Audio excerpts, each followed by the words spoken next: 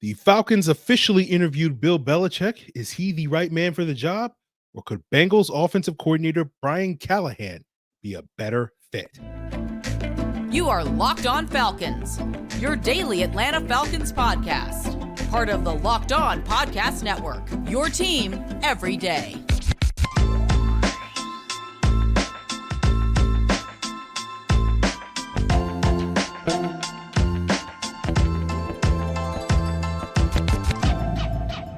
Welcome back, everyone, to another illustrious episode of the Locked On Falcons podcast, your daily Atlanta Falcons podcast, part of Locked On Sports Atlanta, your team every day. And today's episode is brought to you by Jase Medical. Empower yourself when you purchase a Jase case, providing you with a personal supply of 5 antibiotics that treat 50 plus infections. Get yours today at jasemedical.com and use the code Locked On to get $20 off your order. That's JASE medical.com. So, guys, if you don't know me, I'm your very humble host, Aaron Freeman. Been covering the Falcons for far too long, formerly at falcfans.com, RIP. You may also know me as Mr. Drew, Mr. AKA Sirius Black, so many more. And of course, I appreciate each and every one of you that are the everydayers that have been listening these last couple of days and say, Aaron, where did the AKAs go? Yeah, I try to mix it up here at the beginning of the show, but if you want to see how I mix it up in future episodes, continue to make Locked On Falcons your first listen or first watch. And all you got to do is subscribe or follow for free on YouTube or wherever you listen to podcasts. So today's episode, we will talk about some of the recent mistakes the Falcons have made, and has that been due to them being overly in win now mode, trying to sort of correct the mistake of the 2016 season? We'll talk about what Bengals offensive coordinator Brian Callahan potentially brings to the table as potentially the next Falcons head coach. But first, the Falcons officially interviewed former New England Patriots head coach Bill Belichick as of Monday. And I heard some Twitter rumors that happened on Blank's yacht. Couldn't confirm that. But Belichick is now the 6th candidate to formally interview for the Falcons head coaching vacancy. Brian Callahan, Bengals offensive coordinator, interviewed over the weekend. But, we have 5 more to go, 4 from coaches from teams that played this past wildcard weekend, the 5th being Raiders interim head coach Antonio Pierce. And of course, if you've been out of the country for basically the last week, you probably might have missed the news that Bill Belichick is no longer the coach of the New England Patriots. And you might have missed the news that he is expected by a lot of folks to be the favorite to land the vacant head coaching position for the Atlanta Falcons. And I think that's a fairly easy conclusion for a lot of those people to come to. You just basically look at the facts. It's like he's one of the winningest coaches in NFL history. He's considered to be the GOAT, the greatest of all time, for those of you that are not familiar with that acronym. And so who wouldn't want to hire Bill Belichick? And today we will leave the Star Wars references aside so that we can have a serious conversation about this. But, who wouldn't want Bill Belichick? Well, I know of somebody who has 2 thumbs, and it's this guy, right? And I did an episode last week breaking down many of the poor decisions made by Bill Belichick over the last 3 years that essentially ran the Patriots into the ground, which led to their 4-13 season and his departure after the 2023 season.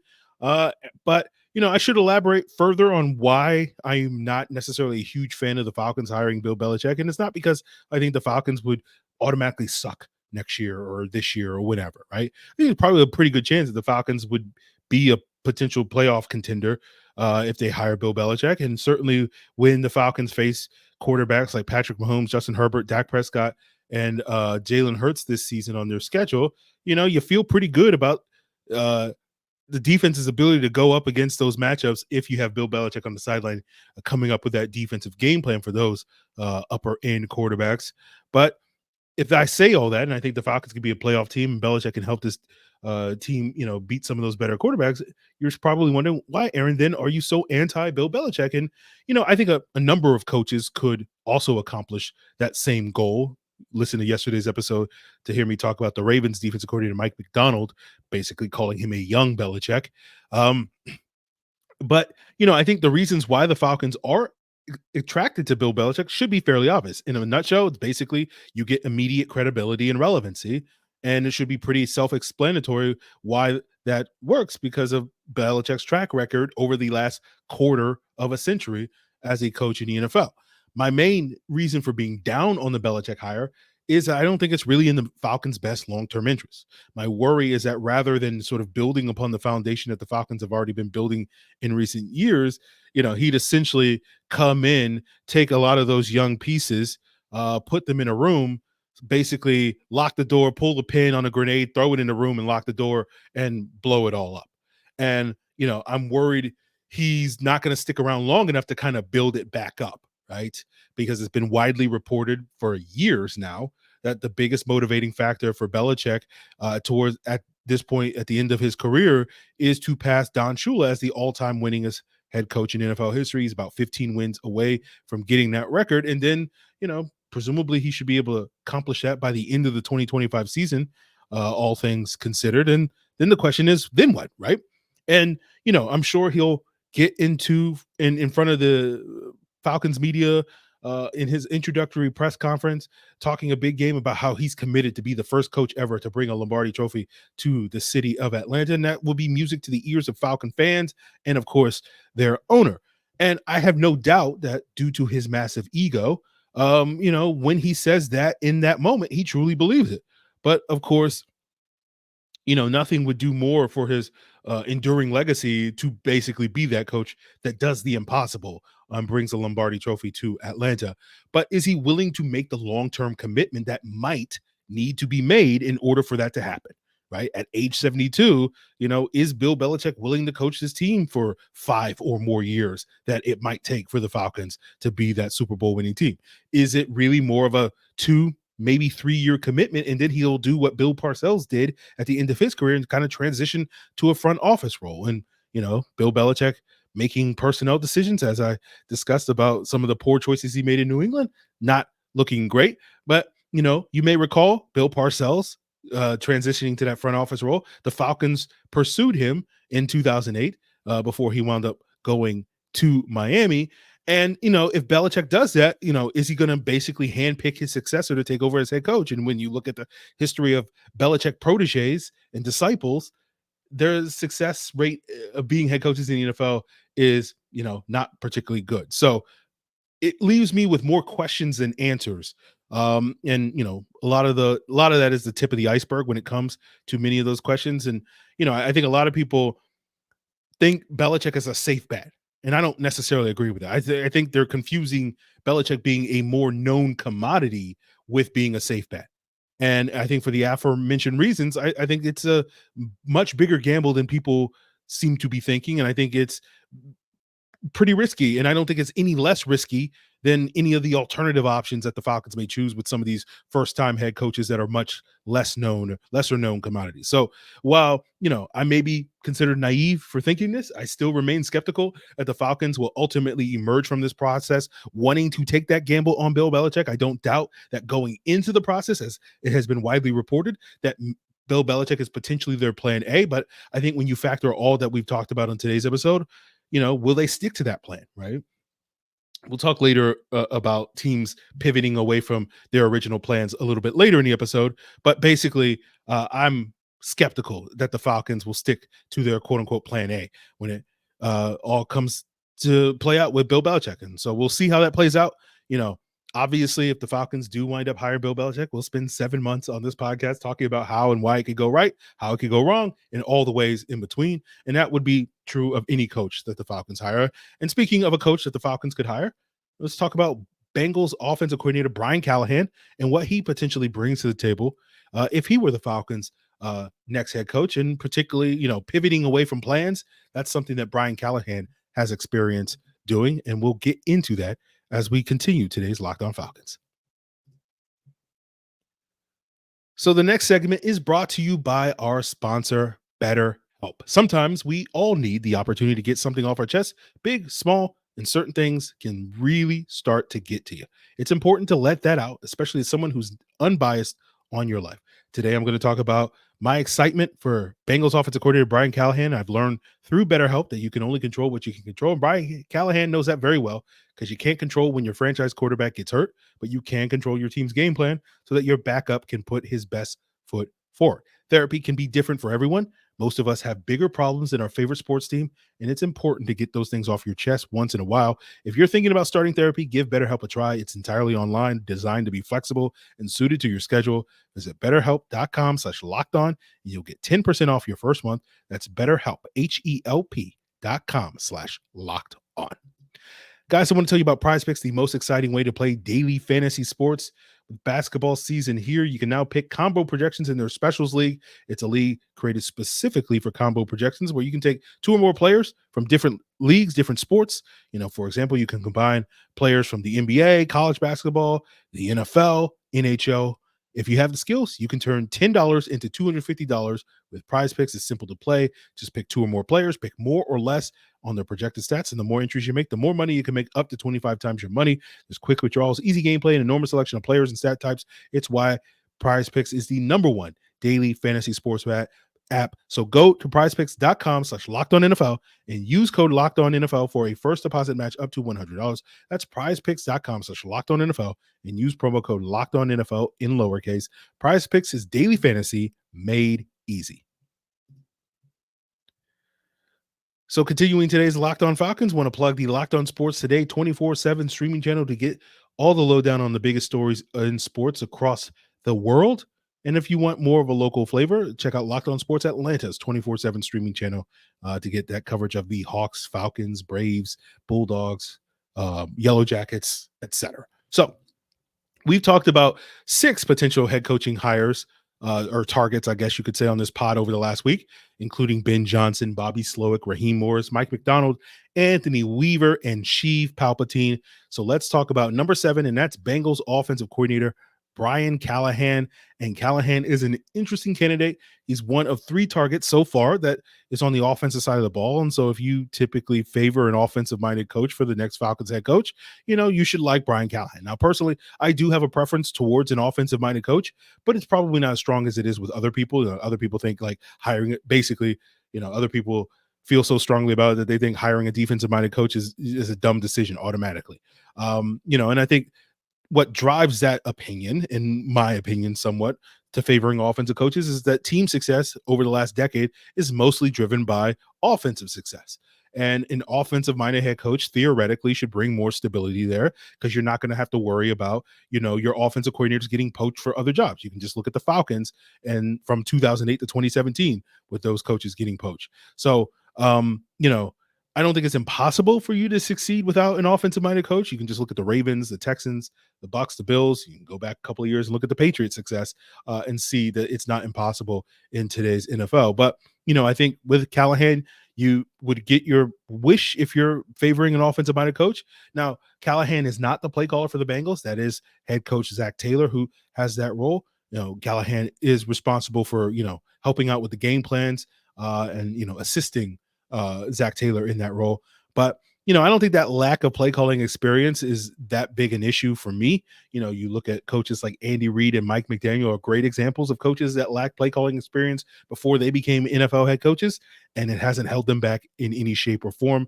But it does mean that Brian Callahan is a relatively unknown commodity as a play caller, if you assume that he would take on those duties as a head coach, as we've seen others like Andy Reid and Mike McDaniel when they got those jobs. Callahan's background is interesting. He's the son of famed offensive line coach Bill Callahan, who's currently the Browns offensive line coach. Bill Callahan's illustrious track record for building offensive lines, kind of responsible for building up the beginning of that Dallas offensive lines run a decade ago. So if you're worried about the Falcons potentially losing Dwayne Ledford as their offensive line coach, maybe Brian could coax his dad to come down from Cleveland. And no offense to Dwayne Ledford, but I think you can argue, at least based off of Callahan's, decades long time in the NFL, as opposed to Dwayne Ledford, who's only coaching the NFL for 2 years, or 3 years. I'm sorry. You could argue that Bill Callahan is a upgrade over Dwayne Ledford in the offensive line coaching department. Now, Brian got his start in the NFL way back in 2010 with Denver under Josh McDaniels. He stuck through the Kubiak and Peyton Manning years in 2015. So he does have a Super Bowl ring from that season. We don't give him any credit for Peyton Manning success, right? There's only 3 coaches on the planet that at least me, I think can claim, credit for Peyton Manning's success. That's David Cutcliffe, his college offensive coordinator, Tom Moore, his longtime Colts offensive coordinator, and Jim Caldwell, his longtime Colts quarterback coach. Basically Manning did more for other coaches than those coaches did for him. Ask Mike McCoy and Adam Gase in that regard. So basically for me, those 6 years that Brian Callahan in Denver don't really exist. They don't, it's a black hole on his resume. So as far as we're concerned, he got his start coaching in the NFL in 2016 under Jim Caldwell with the Lions, where he was Matt Stafford's quarterback coach. And those 2 years under Caldwell were two of the best years that Stafford had to date as a passer in the NFL. So Callahan does deserve some credit for that. Then he went to Oakland, was a quarterback coach for Derek Carr in 2018 under John Gruden, before joining the Bengals as the OC in 2019 under Zach Taylor. So, we note Callahan's West Coast offense influence from a multitude of sources: Gary Kubiak in Denver, John Gruden in Oakland, Zach Taylor, who comes from that Sean McVay tree in Cincinnati, with a sprinkling of Eric Coryell offense from his days in Detroit. So I think what's interesting with Callahan going to Cincinnati under Zach Taylor is that they didn't really know each other. And I saw a quote from Zach Taylor saying that he wanted to bring someone in who had a different perspective to sort of enhance his offense, to bring new ideas to his offense, which you don't see pretty often in the NFL. Go back to yesterday's episode when we talked about one of the reasons why we don't think it's likely that Ryan Nielsen's going to stick around because, most coaches tend to hire guys that they're familiar with. And so it'll be interesting to see if Brian Callahan, should he get a head coaching job during this cycle, adopts a similar sort of strategy as Zach Taylor did when he went to Cincinnati. Now, the main selling point for Brian Callahan is what he's done in Cincinnati these past few years. Obviously, he had a hand in developing Joe Burrow. So you like his potential to develop the next Falcons quarterback, especially if it's a young guy, should they go in that direction this offseason. You also like that Cincinnati's offense adapted a bunch in midseason the past few years. You can recall their slow start in 2022. And then they had it was a get right game that they had. I think it was in like week 7. I can't remember what team they played. Where they basically were struggling the first couple of games, and then they got that get right game, and then they were off to the races and nearly went back to the Super Bowl. Obviously, they had that really great offense in 2021 that allowed them to nearly win the Super Bowl that year. And then this past year, you had the injury to Joe Burrow, that slow start for the Bengals. They got off to that 1-3 start, in part due to Joe Burrow's injury, and everybody was like, oh, the Bengals are dead. And then they rattled off 4 straight wins. Then Joe Burrow got hurt for the rest of the season, and everybody was like, oh, well, the Bengals season is over. And then, a couple of weeks later, Jake Browning, upsets the Jaguars, and they start rattling off some wins, and they basically battled back to being, I think, one week 16 loss to the Steelers away from making the playoffs this past year. And that ability to make in-season adjustments, I think, is massive, right? Lots of teams basically will have to wait till their bye week before they can make those. And the Bengals have done it now twice in a row in back-to-back seasons, several weeks before their bye week. And if you think of that and how it would apply to this past Falcons season, imagine, you go back to the conversations we were having on this podcast in late October and early November about, hey, we just kind of have to tread water until we get to the bye week, and then we'll be able to figure out what we can do after that Cardinals game and get this offense back on track. Imagine if the Falcons could have made that adjustment, 2-3 weeks earlier against Tennessee, against Minnesota, and how the season would have been different. Maybe those games turn into wins as opposed to losses, and all of a sudden the Falcons are in the postseason. So, that coupled with the fact that coming from that Cincinnati offense, he does understand the value of explosiveness. Shout out to Jamar Chase, and that's music to my ears to enhance potentially this Falcons offense. So I think Callahan makes a ton of sense here in Atlanta. I think he's going to be overlooked because a lot of people don't see the play calling experience. They don't see the body of work that other offensive minded coaches like Ben Johnson and Bobby Slowick have. But I think if you want that offensive minded coach that has arguably a more proven track record than either one of those two coaches with quarterback development, given Stafford, Burrow, and others, and also could make in-season adjustments and potentially, lure his dad down to Atlanta, and that could offer a potential upgrade to the offensive line, which was a major limiting factor for this Falcons team this year, then I think you should absolutely like Brian Callahan as a potential hire here in Atlanta. So that's our thoughts on Brian Callahan. We'll wrap up today's episode talking about whether or not the Falcons are in win now mode and how that may influence their current decision at the head coach, as well as looking at lessons that they should learn from their past decision with the head coach with that in mind. And we'll get into all of that as we wrap up today's Locked On Falcons. So, guys, it is a new year, and maybe your resolution should be to be more prepared in 2024. And especially now, you got flu season. I personally dealt with COVID after Christmas. And so, you don't want to be prepared as best you can to avoid some of these sicknesses. And Jase Medical has you covered with the Jase case. It's a pack of 5 different antibiotics. It treats a long list of bacterial illnesses, UTIs, respiratory, sinus infections, so much more. Visit jasemedical.com. A board certified physician will review what you need, and a licensed pharmacy will send you the medications at a fraction of their regular cost. It's more important than ever to be prepared today. Go to jasemedical.com and use offer code locked on, and you'll get $20 off your order. That's JASE medical.com, promo code locked on for $20 off.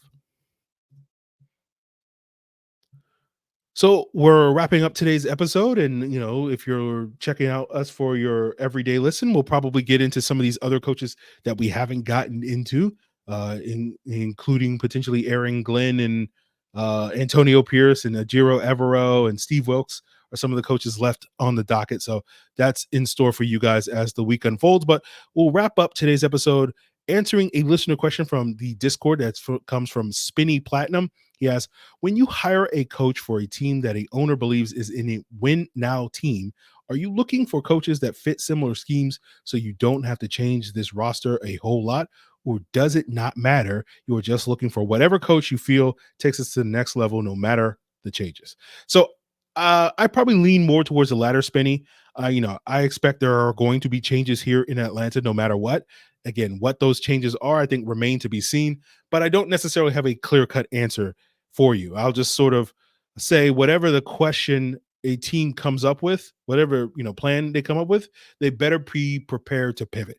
And I think there are lessons to be learned from the last time the Falcons arguably hired a win now coach, which was in 2021 when they hired Arthur Smith. Because I'm reminded of a time when a listener asked me a question back then asking, why did the Falcons pick Arthur Smith over, say, Eric Bieniemy? And my response was basically that you could argue that Smith was more of a win now coach, that given his background, coming from a Shanahan-style defense that he learned under Matt LaFleur in Tennessee, that the two greatest strengths of those offenses in Tennessee was the run game and the red zone offense. And that matched up pretty well with arguably the two biggest weaknesses of the Falcons offense under Dirk Cutter the previous years, which was the run game and the red zone offense.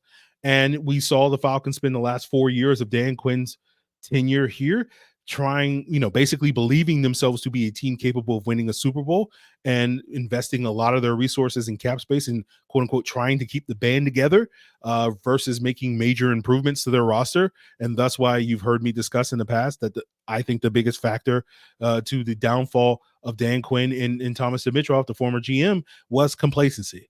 And they basically spend that time trying to kind of recapture the magic of that 2016 offense under Kyle Shanahan with lesser play callers like Dirk Cutter and Steve Sarkisian, basically trying to do their best imitation of Kyle Shanahan. And I know inevitably there's going to be a comment, especially after this past weekend, where someone's going to talk about how the Falcons had coaches like Mike McDaniel and Matt LaFleur already on their staff that they failed to promote and let leave elsewhere. And of course, we all recognize, hindsight being 2020, that decision looks terrible in hindsight. And especially after this weekend where you watched Matt LaFleur's Packers offense kind of dismantle Dan Quinn's Cowboys defense. And I think that led to a lot of Falcon fans. And I saw this at least on Twitter, and I'm sure in the comments and elsewhere, a lot of Falcon fans to be in their feels again, wondering what could have been if the Falcons had made a different choice 7 years ago. But again, if you're stuck on your feelings from 7 years ago, again, I highly recommend that today's sponsor is BetterHelp, and go check them out at betterhelp.com/lockedon. But basically what I'm saying is I think you can look at the Arthur Smith hire through a lens that says that was kind of a continuation of the same choices that they were making all that time, which is trying to recapture the magic of that 2016 season again. But, not necessarily in the same ways. I think you can kind of argue that the Falcons' pursuit of Bill Belichick is still because the team is kind of stuck in 2016. And instead of hiring the guy that they think can bring back the Shanahan magic like they did with Arthur Smith, they're hiring the guy that destroyed said magic through the power of the dark side. And I've said in the past, I think NFL teams make things up as they go, that there are no long-term plans in football because football doesn't really allow for long-term planning. As I've discussed before, the nature of the sport invites random variability that basically you can only really ever plan things like 6 months in advance at a time. And then when it works, you can say, hey, our plan, that's what was our plan all along. And then when it doesn't, oftentimes, heads are going to roll and someone else is going to come along with a new plan. And you can argue that's exactly what happened with Arthur Smith this past year. That I think you can argue that the Falcons, when they hired Arthur Smith and Terry Fontenot, that they planned to try to win in 2021. And you can remember comments from Terry Fontenot saying rebuild is not in our vocabulary. And then they found out pretty quickly in that 2021 season that, running it back with Matt Ryan and Calvin Ridley and Kyle Pitts wasn't going to lead to the success that they were hoping for. And so they had to pivot in 2022. And part of that pivot was 5 days flirting with Deshaun Watson. And then that didn't work out. And then they kind of had to settle for Marcus Mariota. And just kind of hope to tread water in 2022 with Marcus Mariota, take it on the chin with the dead money, and then hope clearing that in 2023 and hope that they could spend that newfound cap space to improve the roster and build it around Desmond Ridder in 2023. And it made sense given the run game, given the improvements made on the defense, a soft division, a soft schedule, that they figured, hey, we can make this work, right? And they got 90% of the way there. Right. They were basically 2 games away from a winning season and making the playoffs, but it didn't quite work. And Blank and company arguably got impatient and pulled the plug. Or you could absolutely think that they were 100% justified in firing Arthur Smith because you think the plan that they had last year, to build it around Desmond Ridder was a bad plan from the start. And of course they should be punished for that. Yet, some of those people also think that doing the exact same thing with Justin Fields, who's arguably a lesser quarterback than Desmond Ridder, is also a good plan, which I don't quite get, but that's a conversation for a later date. So to answer your question, Spinny, I don't really have an answer for you, a clear-cut answer. I think you can try to win now. You can try to sort of rebuild it, reload it. I think ultimately, this NFL is built to, you have to be able to pivot. And that's the nature of the beast. Basically, as they say, everybody has a plan until they get punched. And I think this league is going to present you with the adversity that you're going to have to try to rise above it. And success is based off of your ability in this league to rise above that adversity. And so you have to pivot, you have to adjust. And so basically that, going back to the Brian Callahan and Cincinnati Bengals, be like Brian Callahan, be like the Cincinnati Bengals and successfully pivot and make those in-game adjustments, right? You talk about the nature of football games, right? You script out the first 15 to 20 plays, but then at some point you have to make in-game adjustments, right? Desmond Ridder's first start, they probably had it, we're going to rely on the run game, but then they fell into a 14-0 hole against the Saints last year. And all of a sudden you had to pivot off of that and try to figure it out by pivoting that. That's just how football is. So I think, you can sit there and think, hey, we're going to hire this coach, which is, I think, a big reason why so many people, are attracted to Ben Johnson for the reasons we talked about last week, where Ben Johnson kind of is very similar to Arthur Smith, is in a similar style. And it's just like, okay, well, he can just take us to that next level. But there are going to be changes here in Atlanta, and what those changes are, some of those you will be able to see ahead of time, and a lot of them you won't be able to see ahead of time. And ultimately you're going to have to pivot. So I hope that, again, I know that doesn't exactly answer your question, Spinny, but I feel like there are lessons to be learned from trying to build it in a way that, you're winning now, I guess is what I'm going to say. It's never easy, right? So we'll see how it all plays out, and we'll see ultimately sort of what the Falcons' vision is when they make that hire, and it will be either obvious that the Falcons are still stuck in 2016, they're still in win now mode, or they're willing to, sort of have someone else come in here and give it a new look and a new lens and say, hey, we need to make these adjustments, and this plan, isn't going to work, and we need to start something new. So we'll see how that all goes. We'll continue to break it down here on this illustrious podcast. Continue to make us your first listen. Check out Locked On Sports Today, Locked On Sports Atlanta, their 24/7 streaming channels. Check out Locked On NFL if you want to get caught up with all of the weekend's action. You want to see what's going on with some of these other coaching searches, like Locked On Cowboys, Locked On Eagles. Are they going to fire a coach? Locked On Commanders? Who are they interested in? Locked On Seahawks, all that stuff and more. So it's all available for you guys here on the Locked On Podcast Network. your team every